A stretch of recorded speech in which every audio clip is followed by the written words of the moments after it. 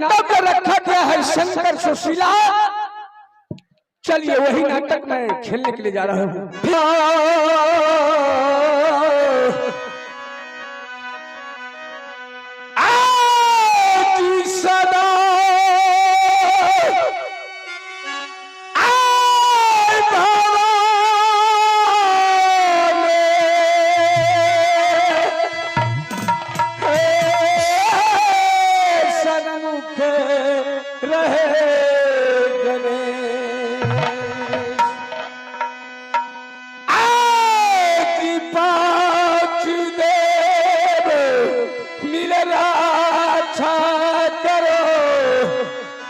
ब्रह्मा विष्णु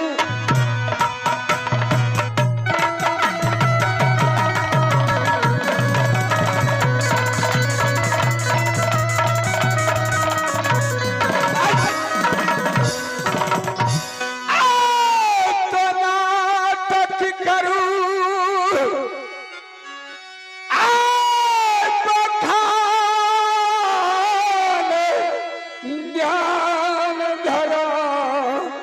सुमरा सरस्वती मैया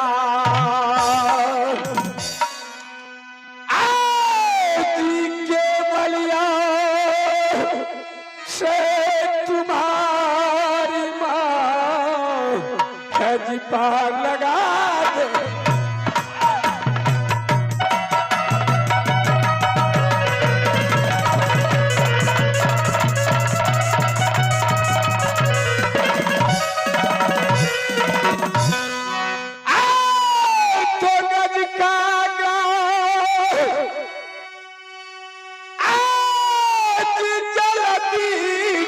छड़ा सुमरा तोहार गुरु बसैया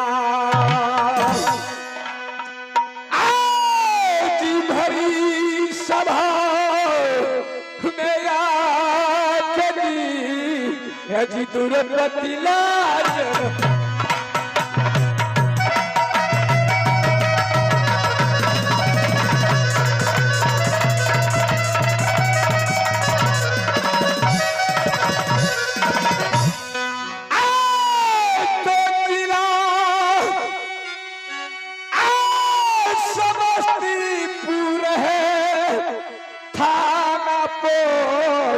थान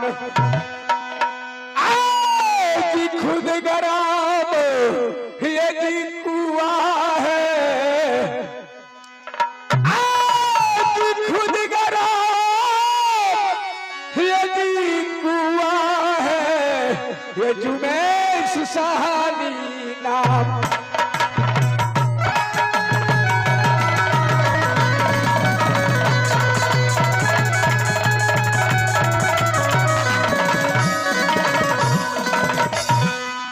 आइए मेरे दोस्तों, कलाकारों को अपने देखें, सभी कलाकारों बच्चे हैं। अगर मेरी कलाकारों से कहीं गलत भी हो जाए तो दोस्तों अपने बुद्ध समझ को क्षमा करना। आज कंपनी की ओर से मैं नाटक दुनिया में चलता हूँ। आज प्रथम सोमा रानिया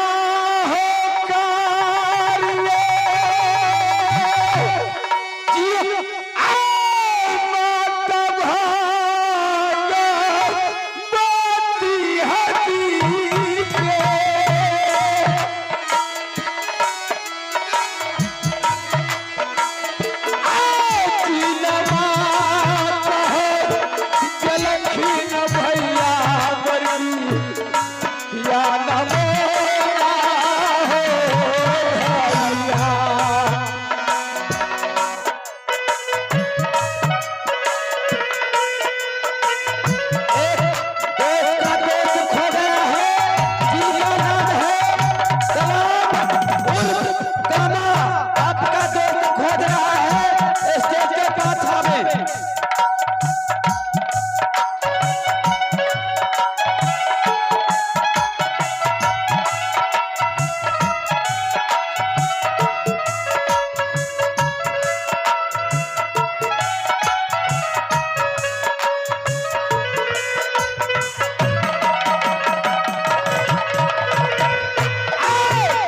मासूम भुलाना हो करैया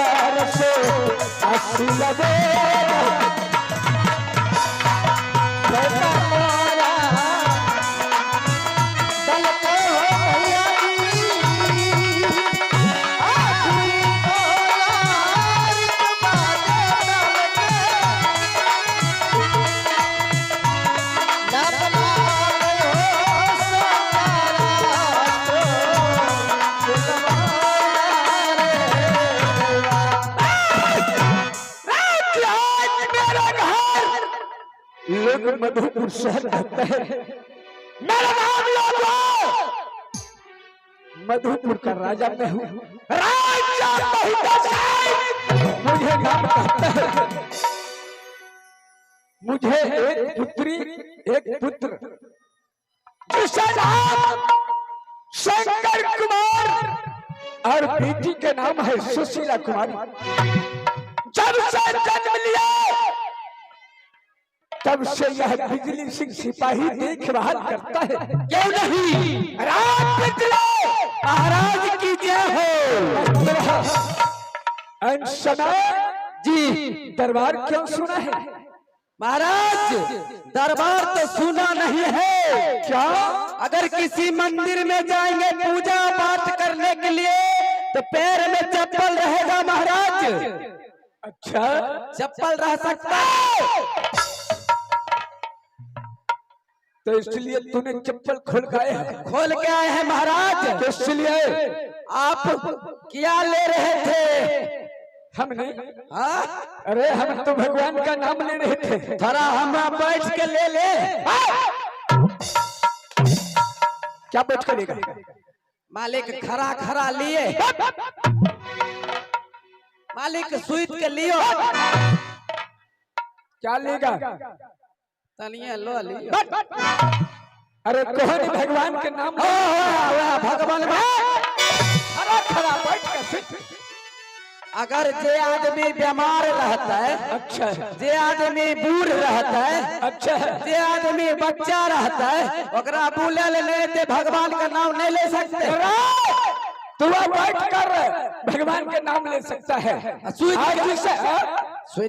के भगवान का नाम लेता है। बीमार रहते तब वो अभी कितनों बीमार रहेंगे फिर भी वो उठ कर बैठेंगे, उसके भगवान तब नाम लेंगे। वह है ना जो भगवान आत्मा में दत्ता है शांति। तनिया लो लियो भगवान का नाम। जी जी मुझे बेटा बेटी ठीक है ना? बहुत बढ़िया, बहुत बढ़िया। क्या तूने पाठशाला भेजा या नहीं?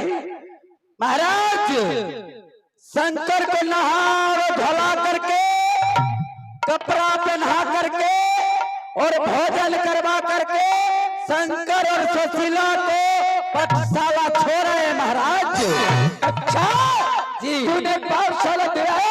जी बहुत खुशी की बात है, बहुत बढ़िया का बात है। आज तक क्या ना के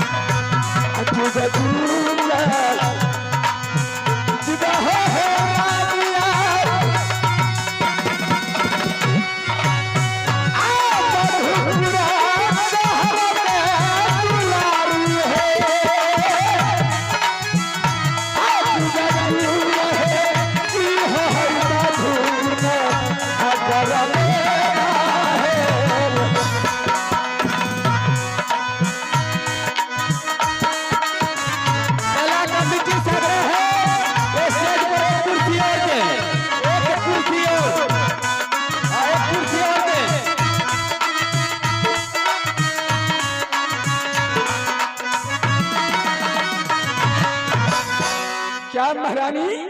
हाँ स्वामी। क्या तबीयत तो ठीक है ना? स्वामी जी तबीयत कुछ मुझे अच्छा नहीं लग रहा है स्वामी जी। क्या? हाँ। क्या हो गया? क्या एक समय मुझे बेटा बेटी क्या उसे भोजन करवा कर उसे पाठशाला भेज दो या नहीं? स्वामी जी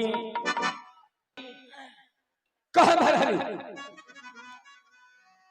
अभी तक शंकर और सुशीला का पाठशाला जाने का समय हो गया, भोजन करने का समय हो गया, ना दोनों कहाँ खेल रहे हैं पता नहीं स्वामी जी।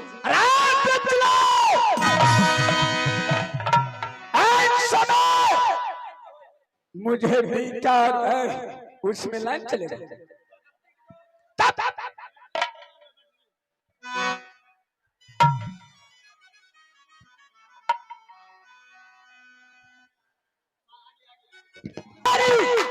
हाँ स्वामी जी। क्या समय हो चुका है बेटा और बेटी का? हाँ हाँ उसे तूने भोजन करवा कर उसे पाठशाला भेजना तेरा धर्म है।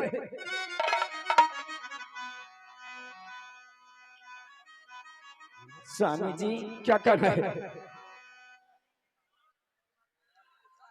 क्या जिस समय स्वामी जी इतने बड़ी राज्य है या कोठा हमारा धन दौलत में तुम्हें कमी नहीं। स्वामी जी भगवान का दिया हुआ हमारे पास कोई चीज की कमी नहीं है। अच्छा लेकिन कुछ दिनों से हमारी तबीयत बहुत खराब रहती है स्वामी जी। अच्छा तबीयत इसलिए हमारे मन में लालसा है कि मैं बेटी सुशीला और बेटा शंकर को अपने हाथों से भोजन करा दूं, अपने हाथों से तैयार करके पाठशाला भेज दूं। बस तुम्हें करना ठीक है।